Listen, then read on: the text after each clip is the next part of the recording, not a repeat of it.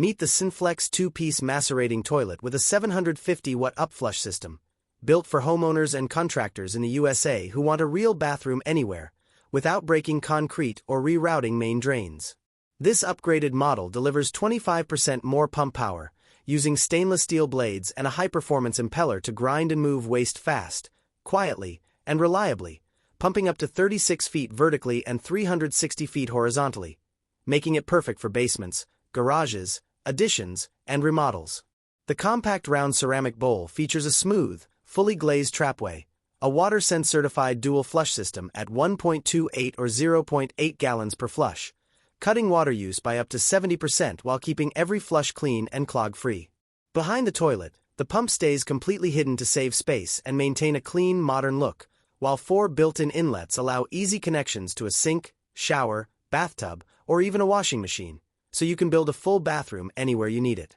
Odors stay under control with a built-in activated carbon filter, optional venting support, airtight inlet seals, and check valves that prevent backflow. Despite the power, it runs at just 35 to 45 decibels, quiet enough for nighttime use, and installs fast with all parts included,